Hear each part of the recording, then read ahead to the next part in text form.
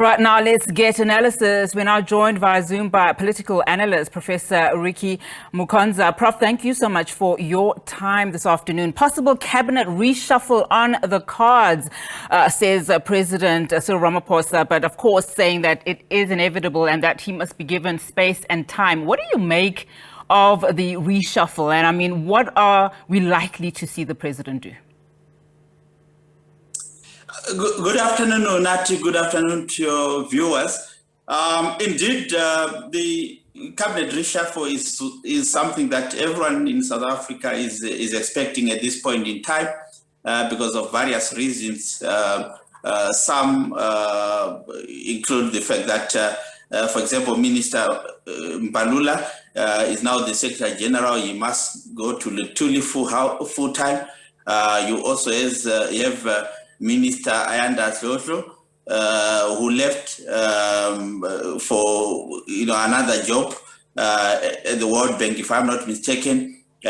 She needs to be replaced. But equally, remember with the 55th conference, you had quite a number of current ministers not getting elected into the National Executive Council of the African National Congress, and that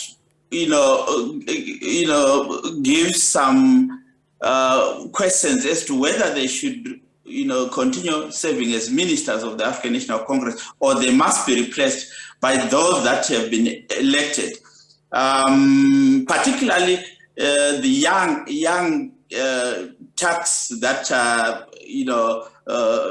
swelled the ranks of the African National Congress in the National Executive Council. So the president has some work to do. He needs to play a balancing act politically, and yeah, we can only wish him luck. But there has obviously been some criticism that it has taken some time since the last cabinet reshuffle. And given what is currently happening on the ground in terms of service delivery, the president really needs to apply his mind here and act more hastily than he is suggesting in terms of him needing more time. Because, I mean, if you just look at just some of the stories that have been covered as an example in terms of some of these departments and the lack of delivery that we've been seeing, particularly if you look at local government, in general, surely this should be priority number one for the president. Indeed. I think the president, if you were to track his tenure from the first days, you can see that he's a man of process. He's a man who takes his time before taking a decision. But my question is, you can't use the same approach all the time. There are times when you've got, as a leader, when you've got to take quick and take decisions that shows that there's agency in the matters that you're dealing with. Like you are saying, there are many questions, there are many issues that require a full cabinet and a stable leadership. And obviously what I would expect from my corner is that I think the president needs to prioritize this matter of fully constituting his executive and replacing those that need to be replaced, so that there can be some stability and certainty going forward.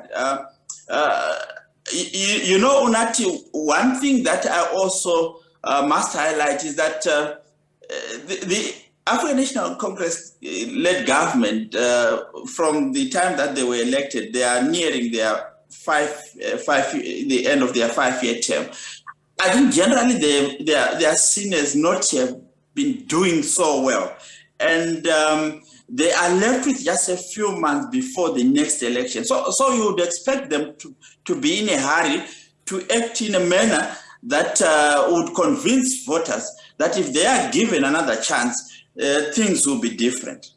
Absolutely. And, you know, one of the things you mentioned, the 55th National Conference, of course, one of the things that came out very strongly there is questions around, is the president able to adequately deal with corruption within government and, of course, within the party? Him obviously being said to, you know, be more party focused than government focused, especially examples of, you know, that two of the top 7 in the NEC members, as an example, being implicated in state capture.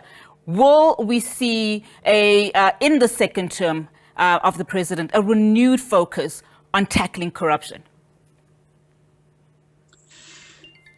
My suspicion is that the president needs to act against those that are implicated in corruption.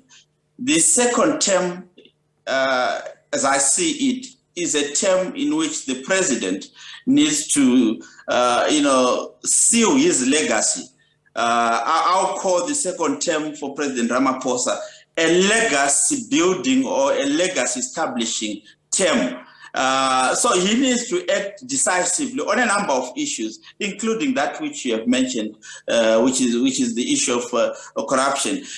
His argument probably is that in the first term, there were still some issues. He had, you would recall how those that are referred to as the RIT forces were kind of fighting him.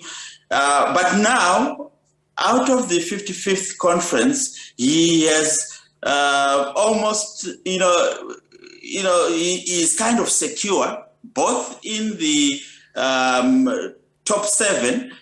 You look at the number of people who are seen as being linked towards the president, including a critical office, which is the office of the Secretary General.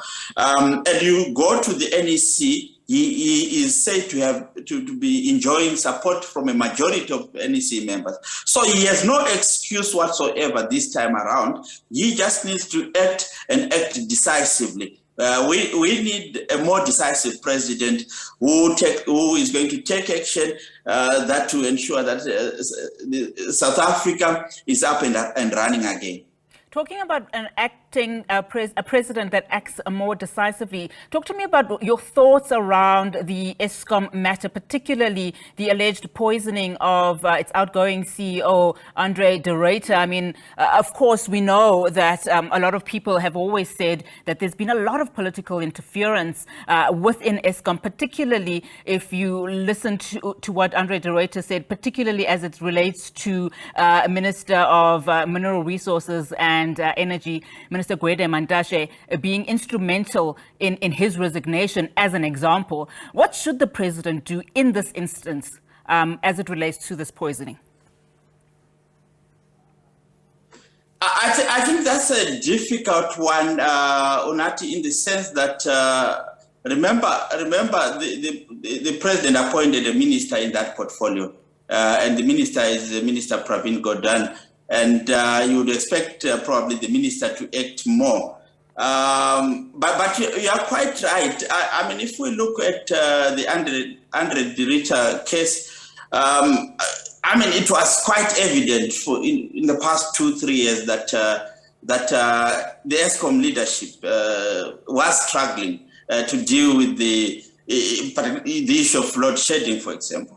I would have expected the president to call his minister and take a decision on whether to keep the CEO or to relieve him of his duty. So those are some of the cases where you think probably the president could have acted in a more decisive way than he did. I'm not too sure why he takes that particular approach, but going into the second term, if he gets the chance, he should be more decisive. He should be more decisive. Prof, thank you so much for that analysis. Let's leave it there for now. Professor Ricky Mukonza just giving us analysis there around the possible reshuffling of cabinet members.